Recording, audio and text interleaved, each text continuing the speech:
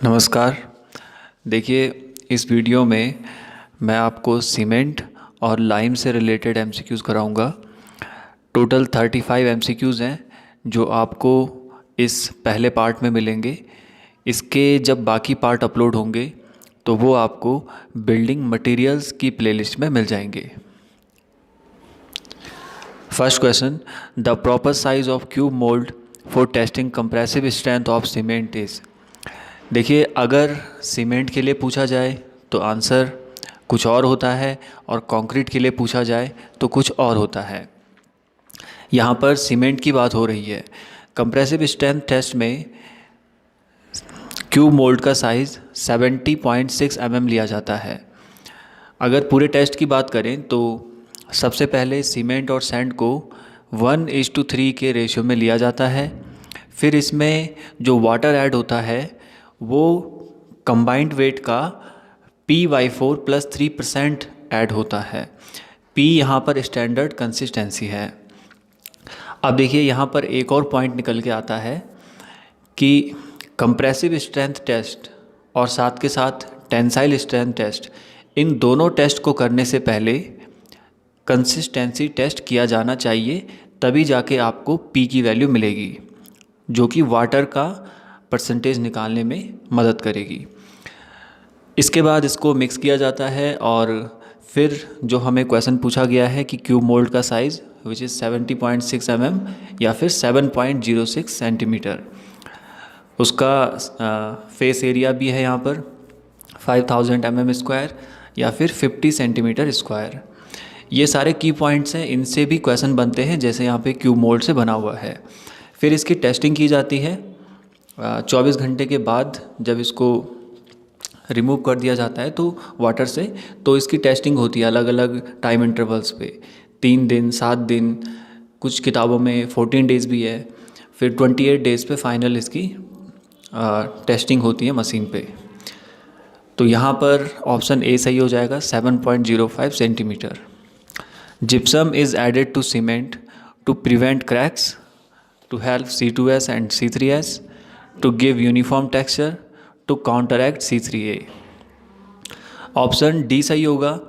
Gypsum C3A को counteract करता है, और ऐसा इसलिए क्योंकि देखिए C3A का जो मेन फंक्शन है वो है हीट प्रोड्यूस करना।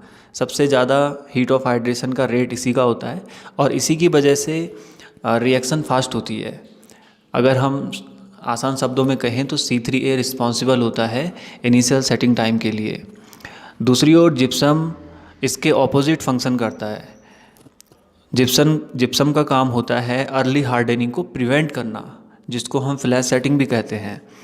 तो C3A और जिप्सम के जो मेन फंक्शन हैं वो एक दूसरे के ऑपोजिट हैं। तो हम कह सकते हैं कि जिप्सम को जब सीमेंट में ऐड किया जाता है तो ये C3A को ही काउंटरैक्ट करता है। Pick up the correct statement, lime is available in free state. Lime की बात हो रही है यहाँ पर तीनों ऑप्शन में, और देखिए लाइम फ्री स्टेट में अवेलेबल नहीं होता है, क्योंकि फ्री स्टेट में वो चीज़ें अवेलेबल होती हैं जो किसी के साथ केमिकली बाउंडेड ना हो।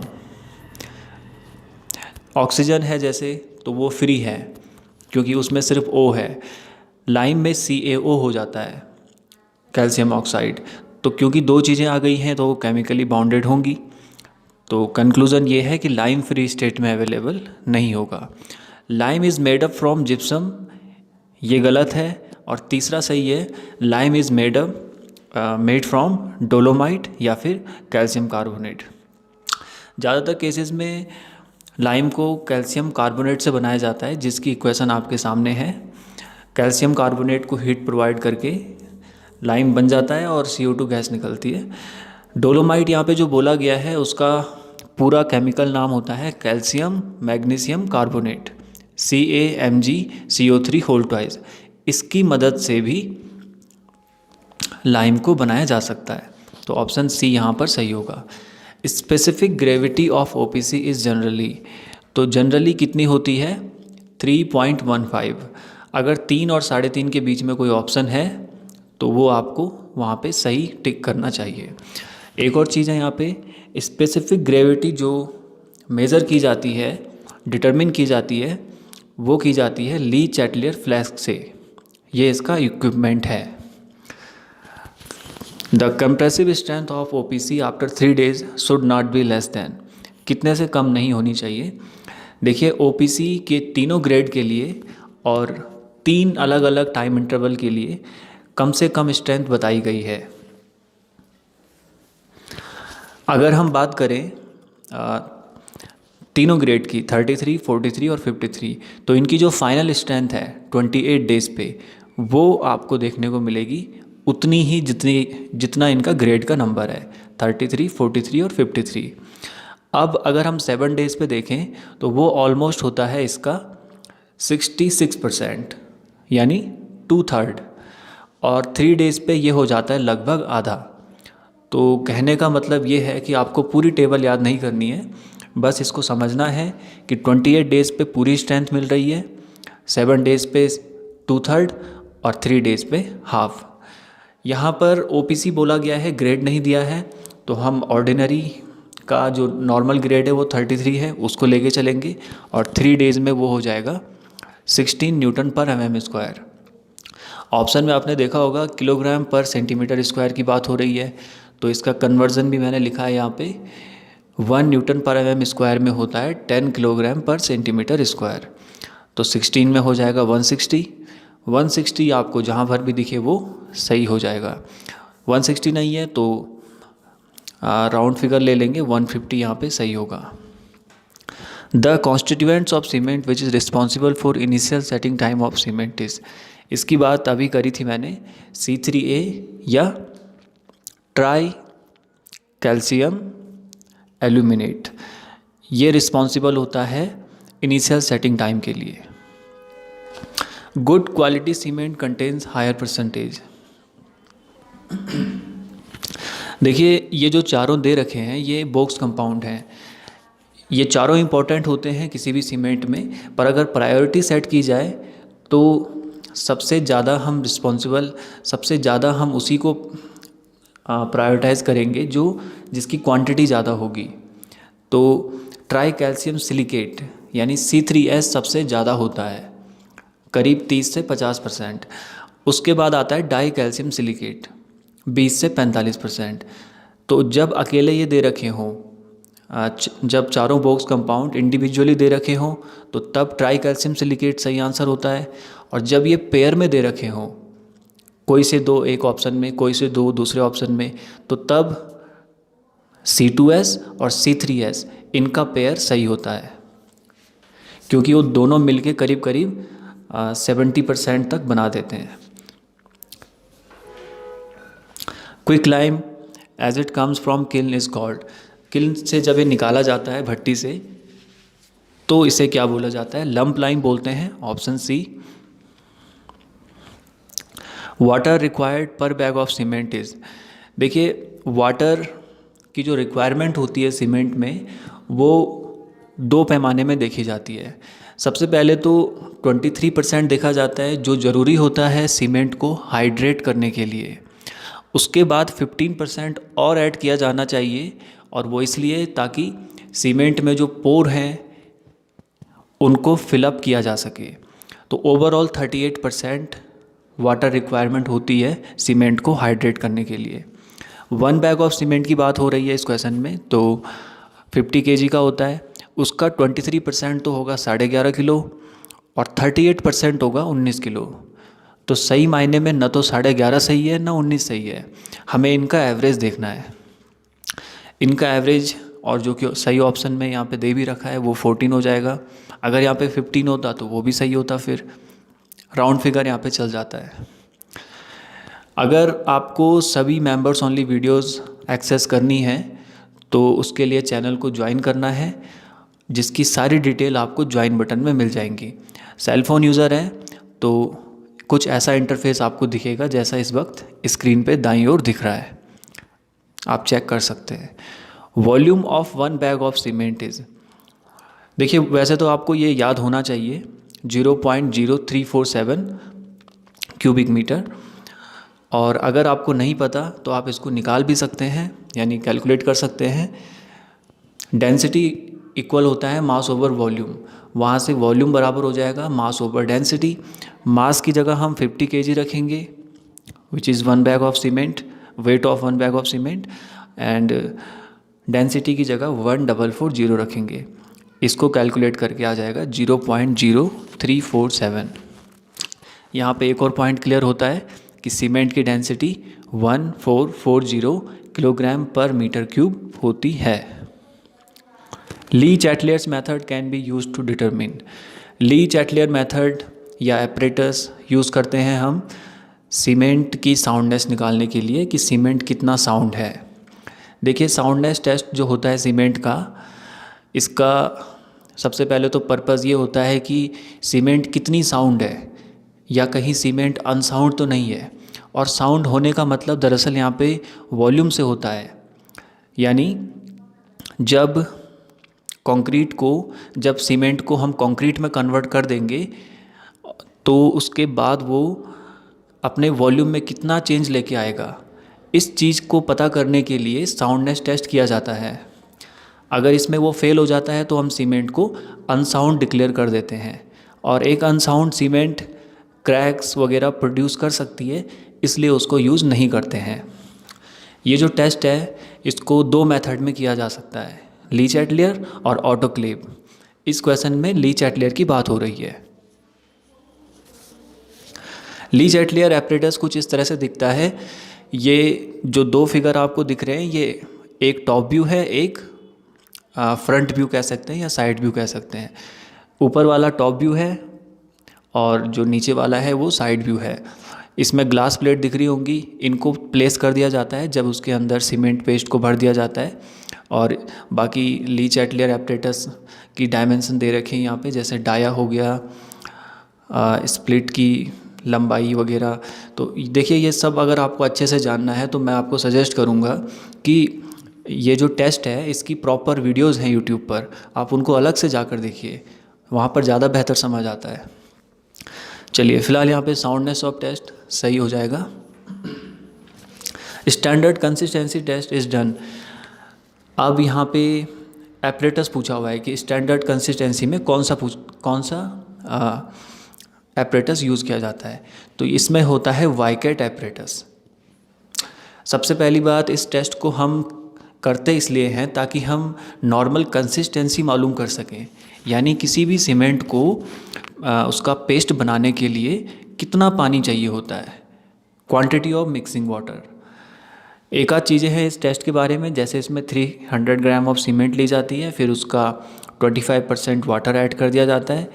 बाकी ये जो वाइकेट प्लंजर है ये एपरेटस में ही लगा होता है और इसमें भी एक मोल्ड होता है, उसमें हम पेस्ट को भरते हैं। फिर ये जो 5 to 7 mm है, ये पूरा जब आप टेस्ट देखेंगे तो आपको पता लग जाएगा। कुछ इस तरह का दिखता है ये एपरेटस। और फिर से मैं आपको सजेस्ट करूँगा कि इस टेस्ट को आप YouTube पर देख सकते हैं। अगर आपको ये खुद से नहीं ढूंढने हैं तो मैं आपको एक सजेशन देता हूँ, चैनल पर जाकर एक प्लेलिस्ट बनी हुई है सिविल इंजीनियरिंग मिक्स करके, उसमें आप ढूंढेंगे तो ये टेस्ट आपको दिख जाएंगे। 28 days compressive strength of cement is tested on 70.7 mm size of mortar having cement to sand proportion. देखिए, अभी कंप्रेसिव स्ट्रेंथ की डिटेल्स जब मैंने बताई थी उसमें सीमेंट सैंड का रेशियो दे रखा था which is 1:3। Option C. Which of the following box compound of cement liberates maximum heat of hydration. 4 जो बोक कंपाउंड हैं उनकी अलग अलग रेट होते हैं हीट ऑफ हाइड्रेशन के। सबसे ज़्यादा होता है C3A का, करीब 865 जूल पर सेकंड में होता है ये। उसके बाद सेकंड नंबर पे C3S आता है, करीब 500। और फिर तीसरे नंबर पे C4AF आता है, करीब 420। और लास्ट में आता है C2S, करीब 250, may be 260। The amount of water used in performing setting time test of cement assuming P standard consistency of cement. देखिए, वाटर जब ऐड होता है ना इन टेस्ट में तो उसको P के रेस्पेक्ट में लिया जाता है। जैसे अभी हमने कंप्रेसिव में देखा P/4 + 3 करके था, तो P की ज़रूरत पड़ती है हमें इन टेस्ट में। वो कंसिस्टेंसी टेस्ट से निकाला जाता है। अगर बात करें सेटिंग टाइम की, जिसमें इनिशियल सेटिंग टाइम और फाइनल सेटिंग टाइम दोनों आते हैं, तो उसमें ये लिया जाता है 0.85 पी, यानी 85% of P. Gypsum used in cement manufacturing acts as, gypsum एक रिटार्डर का काम करता है। Which of the following cement is suitable for use in urgent repairs of existing massive concrete structure such as large dam. देखिए, urgent repair बोला गया है यहाँ पर। अर्जेंट रिपेयर कब करते हैं हम? जब हमें फटाफट उसको बनाना है और फिर उसको यूज़ में लेके आना है, तो ऐसे केस में रैपिड हार्डनिंग सीमेंट यूज़ होगा। ये क्वेश्चन इसलिए इम्पॉर्टेंट है क्योंकि यहाँ पर अर्जेंट रिपेयर भी लिखा हुआ है और लार्ज डैम भी लिखा हुआ है। दोनों को समझिए।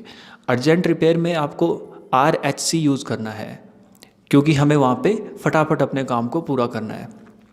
रोड वर्क इसका एक एग्जांपल है। सड़कें भी हमें फटाफट ही बनानी होती है या उसमें कोई रिपेयर करना होता है, तो यही सीमेंट यूज़ की जानी चाहिए ताकि जल्दी काम हो सके। और दूसरी चीज़ है लार्ज डैम। डैम में हम लो हीट सीमेंट यूज़ करते हैं, लेकिन कब? जब डैम को बनाते हैं, क्योंकि बनाते वक्त हमें कोई जल्दी नहीं रहती है, तो उस वक्त जो सीमेंट यूज़ की जाना चाहिए वो होती है लो हीट सीमेंट। उम्मीद है समझ गए होंगे। और ऑर्डिनरी पोर्टलैंड सीमेंट तो जनरल कंस्ट्रक्शन में यूज़ होता है, बिल्डिंग्स वगैरह में। और सल्फेट रेजिस्टिंग सीमेंट हम मरीन वर्क में यूज़ करते हैं, यानी समुद्रों में, खासकर अंडर वाटर सिचुएशन में। You are asked to construct a massive concrete dam, the type of cement you will use. देखिए, अभी जो मैंने आपको बताया कि मैसिव कॉन्क्रीट डैम है तो लो हीट सीमेंट ही यूज़ करेंगे, लार्ज डैम भी कह सकते हैं उसे। During the manufacture of Portland cement, gypsum और plaster of Paris is added to increase the strength of cement, modify the color of cement, reduce heat of hydration of cement, adjust setting time of cement। Option D खुद ही कह रहा है कि मैं सही हूँ। Gypsum हम इसीलिए ऐड करते हैं ताकि हम सेटिंग टाइम को एडजस्ट कर सकें, और एडजस्ट करने का मतलब बढ़ाना घटाना दोनों होता है, लेकिन यहाँ पर होगा उसको कम करना।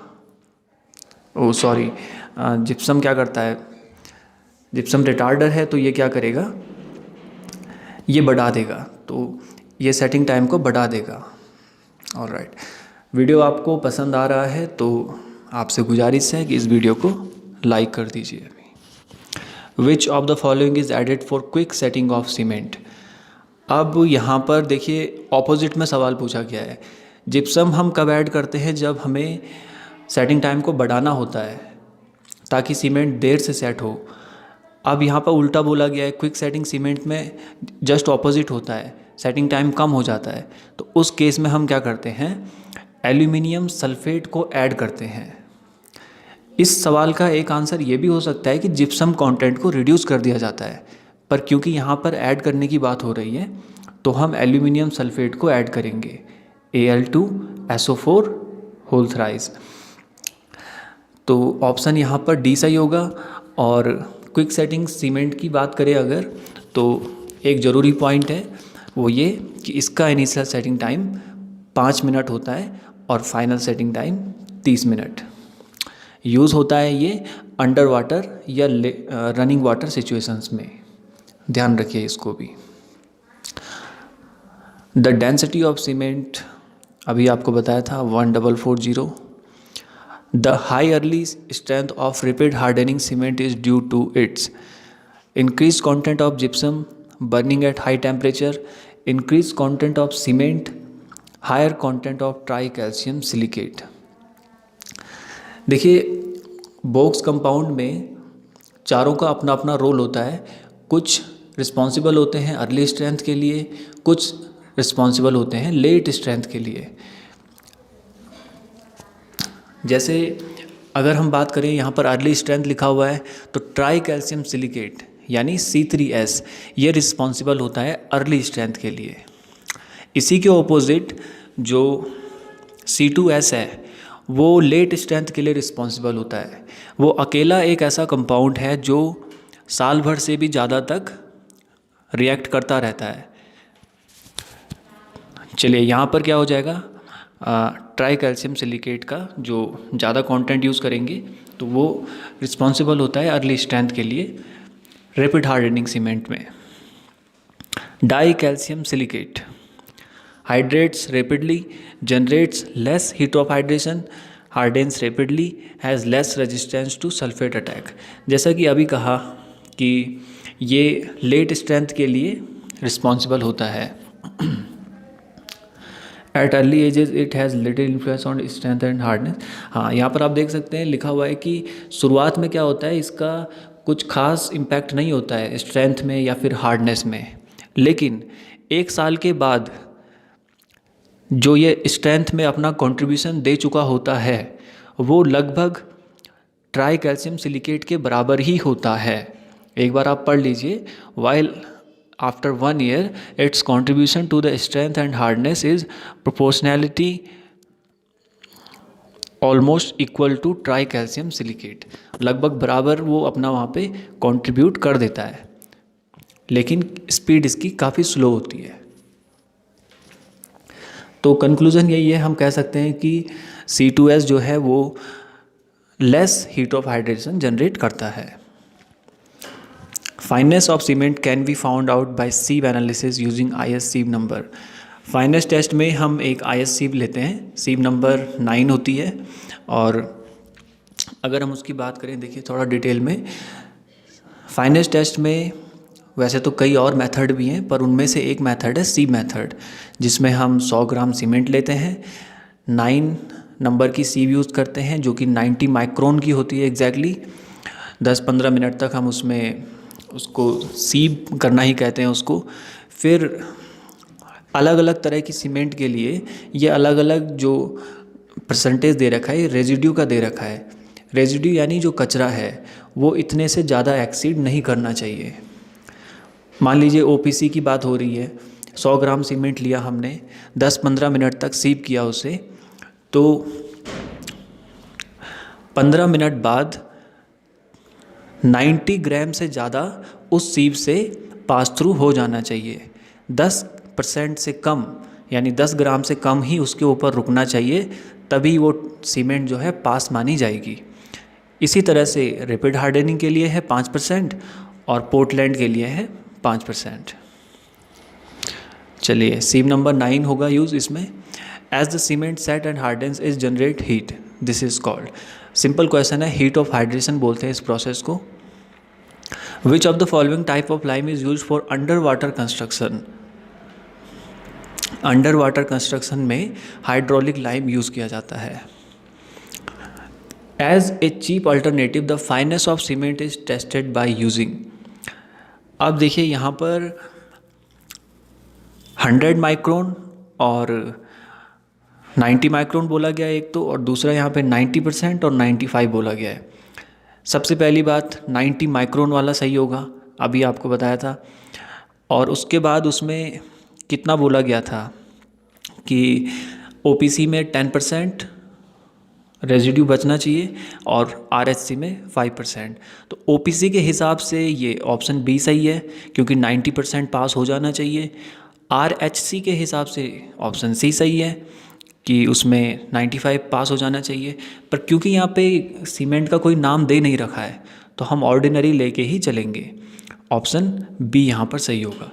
अगर स्पेसिफिक तौर पे RHC दे रखा होता तब ऑप्शन C सही हो जाता। Most important constituents of cement is, अभी मैंने आपको बताया था अगर बोक्स कंपाउंड पेयर में दे रखे हों तो तब C2S और C3S ये दोनों मोस्ट इम्पॉर्टेंट माने जाते हैं। इनका रोल करीब करीब 70% होता है। Fineness test of cement gives us an estimate of. Fineness test में हम क्या करते हैं, क्या पता करते हैं, रेट ऑफ हाइड्रेशन, यानी उसका हाइड्रेशन किस रेट से होगा। फाइनेस टेस्ट में एक्चुअली सीमेंट के पार्टिकल कितने फाइन है ये पता किया जाता है। अब सीमेंट के पार्टिकल जितने फाइन होंगे उतना ही उनका रेट ऑफ हाइड्रेशन ज़्यादा होगा, इसीलिए ये टेस्ट किया जाता है। In lime concrete, lime is used as, lime भी सीमेंट की तरह बाइंडिंग एग्रीगेट की तरह यूज़ किया जाता है। The minimum quantity of cement content needed in 1 metre cube of RC which is expose to sea weather condition. देखिए इस सवाल में पहले आपको ये पता करना होता है कि किस तरह के एक्सपोजर की बात हो रही है। सी वेदर कंडीशन जो है ये सीवियर में आती हैं। यहाँ पर आप देख सकते हैं ये अलग अलग तरह के एनवायरमेंटल एक्सपोजर होते हैं, mild, moderate, severe, very severe या एक्सट्रीम। इस क्वेश्चन में सी वेदर कंडीशन की बात हो रही है जो सीवियर में आता है। और फिर दूसरी बात यहाँ पे रीइंफोर्स्ड कंक्रीट की हो रही है। देखिए लेफ़्ट साइड में प्लेन कंक्रीट का है, इस सवाल में रीइंफोर्स्ड की बात हो रही है, तो ये सीवियर का हो जाएगा 320। 320 यहाँ पे सही होगा। बेसिकली आपको दो चीज़ें पता होनी चाहिए इस टेबल में, एक तो ये प्लेन के लिए और एक ये रीइंफोर्स्ड के लिए। यहाँ पे 320 होगा सही ऑप्शन, तो ऑप्शन में वो है नहीं तो उसका जो क्लोज लिया जाएगा वो 350 लिया जाएगा। अब देखिए क्लोज का मतलब यहाँ पे ऐसा नहीं है कि जो उसके नज़दीक है, क्योंकि यहाँ पे मिनिमम की बात हो रही है। मिनिमम 320 होता है, तो 320 है यहाँ पे नहीं है, उससे बड़ा क्या है 350 है, तो वो सही हो जाएगा। फिर Snowcem is coloured cement. Coloured cement का ही एक टाइप है, उसका नाम है वो, इसका ये ब्रांड भी है एक। White cement should have least percentage of. देखिए वाइट सीमेंट उस सीमेंट को बोलते हैं जिसमें कलर या तो दिया नहीं जाता है या बहुत कम दिया जाता है। और सीमेंट में अगर हम उसके कंपोनेंट्स की बात करें तो आयरन ऑक्साइड एक ऐसा कंपोनेंट है उसका जो कलर प्रोवाइड करता है, Fe2O3। तो हम कह सकते हैं कि वाइट सीमेंट में इसकी मात्रा कम रखी जाती है, तो ये ऑप्शन सही होगा। अच्छा ये कितना रखा जाता है, ये होता है 0.5 से लेके 6% तक। आयरन ऑक्साइड की इसका परसेंटेज है ये सीमेंट में। मैग्नीशियम ऑक्साइड भी कलर इम्पार्ट करता है, लेकिन जब प्रायोरिटी दी जाए तो आयरन ऑक्साइड को दी जाती है, तो इसलिए ऑप्शन डी यहाँ पर सही नहीं होगा, ऑप्शन बी सही होगा। Last question, the purpose of the soundness test of cement is. Soundness test में जो कुछ भी मैंने आपको बताया वो सब कुछ तो होता ही है, साथ के साथ इसमें फ्री लाइम और मैग्नीशिया का भी पता किया जाता है। तो कह सकते हैं to determine the presence of free lime, magnesia भी होता है साथ में। ऑल राइट, देखिए अगर आपको ये वीडियो हेल्पफुल लगा तो आप इसको आगे ज़रूर शेयर करें। वीडियो देखने के लिए थैंक यू सो मच।